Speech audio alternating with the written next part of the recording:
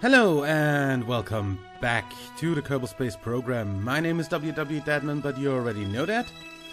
Yeah, this is of course the nuclear engine and the Eve Explorer docking in space.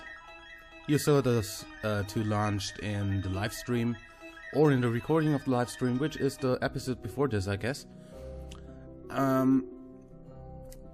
Yeah, it's pretty hard to dock these together, as you see, since I had to use small docking ports. I mean, I sure could have gotten some sort of big docking port onto the plane and got that to dock, but there would still be a small docking port in there, so yeah. Also, you'll see that this has some stability issues once docked, but right now you see that this goes together quite well. Just turn off the SAS on both of these and be sure to dock, yeah. And there we go. Dock together. Yeah, then of course deactivate the whole stuff on the plane, get the RCS fuel over to the tank, and get the fuel from the tank into the tanks of the plane, so we have full fuel when we arrive at Eve. And then there is a whole lot of maneuver node wanking, as you see. The usual stuff to get to another planet, as you know. Yeah, good thing is that's what it looks like when I try to fly this thing. It kind of wiggles around the part where it shouldn't. The whole thing in 5 times time acceleration looks even more drastic. Yeah, but anyway, I get it on an escape route, and I get it to go in a general direction where Eve should be. Nothing you can fix with a little note here. Yeah, then of course we want to get our power core over too, so I'm just gonna send that right afterwards, because it should be quite enough time between those two to actually get them there in a manner that I can switch to the other vessel in time to not have it do anything strange, if you know what I mean. So they should arrive at Eve at like a few hours apart.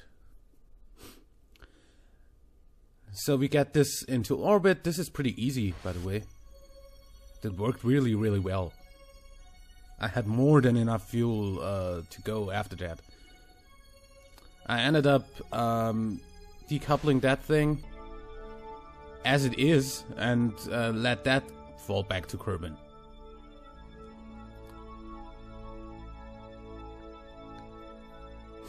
Just get rid of this for a little bit here. But yeah, I also tried the whole crew report on an empty vessel thing is something I like to see fixed in 0.24. Yeah, that decoupling and a little bit of RCS boost to get out of, to get away from this thing. As you see, that works quite well. Then we go over and let that turn around and burn retrograde, so that we fall back down to Kerbal, because we don't want our whole business to clutter up around Kerbal. We don't want a Kessler syndrome. Although I don't think that I'll be playing long enough on this career mode to actually produce a Kessler syndrome around Kerbal. I mean, I have a lot of debris already flying around, but yeah. Would be way more if I didn't do this. Yeah. Also, I tried a little bit of a different thing with the nuclear engine. I already told you once that I'd like to have a fairing around those engines, just for optical reasons, just cosmetic reasons, because of course it doesn't matter whether I do or not in the standard game. And I have no mods installed because I want to at least do the career mode in vanilla KSP. We can talk about using mods once we are done with the career mode. I'll probably definitely do that. Probably definitely. Yeah. Anyway, as you see, this flies quite well, so it doesn't make much of a difference.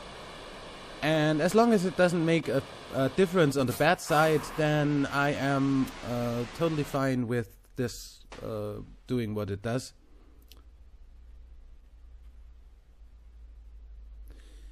Yeah, as you see, we can easily get this to orbit, but you've seen that in like multiple videos already. It's not like that is a new thing, it's still the same thingy. And the fairing actually goes off quite well as well, so I am amazed by that. Yeah, you know that that thing can get into orbit, so here we are docking to the power core. And there we go. Just make sure that none of these have the SAS on, just in case there is a little bit of a twist that needs correction, because that works quite well.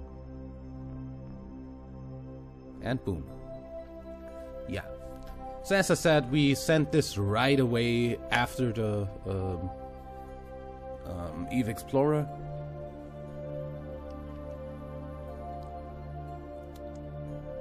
It's the same Christmas tree-like looking thing that we had before. As you see, we encountered the moon, so we had to overburn by a lot because we accidentally came around the side of the moon that would make us way slower. Anyway, here we are with the two ships arriving 2 days apart at Eve. So, yeah, unfortunately they didn't really go that close to Eve, so I had to burn a lot of stuff here. And I also had to, yeah, as you see, I realized when I got there that we actually can just directly land with our power core. That was a surprise for me. That was just pure by chance. You see, there is our station right under us. There you see it. That's only like 25 kilometers on the ground, so we landed even closer than we did last time. And that by pure chance. Yeah.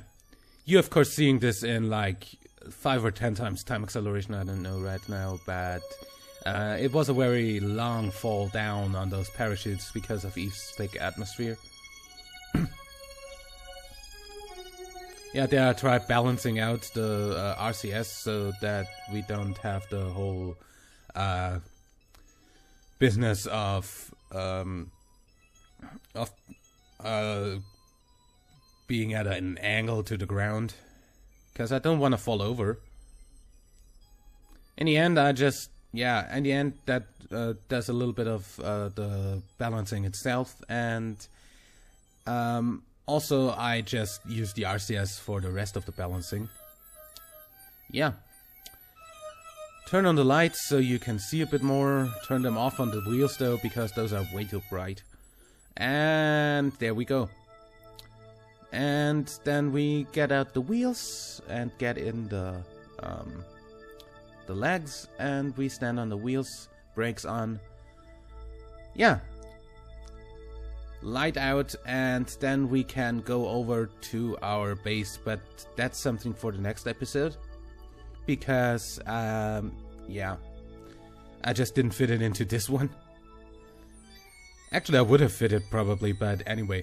As you see, two days later, the encounter of the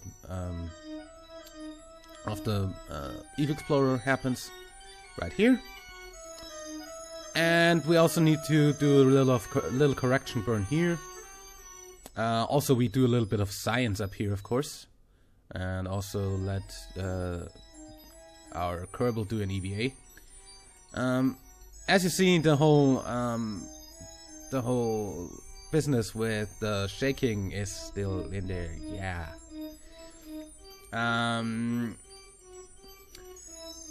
You know, I ended up trying to arrest the rotation and the wobbling by using time acceleration.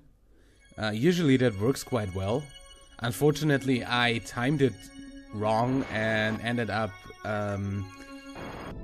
decoupling in the sense of the game, at least. They were still coupled together, and I could have undocked one of them. I could switch between vessels though, so yeah, that was very, very strange, and I had no control over the engines or anything anymore, so I had to reload, and ended up doing this in a more, well, in a more conventional kind of way, where I try to arrest the wobbling rotation stuff by just activating the SAS in the right time, as you see here, and that worked quite well, actually. Yeah.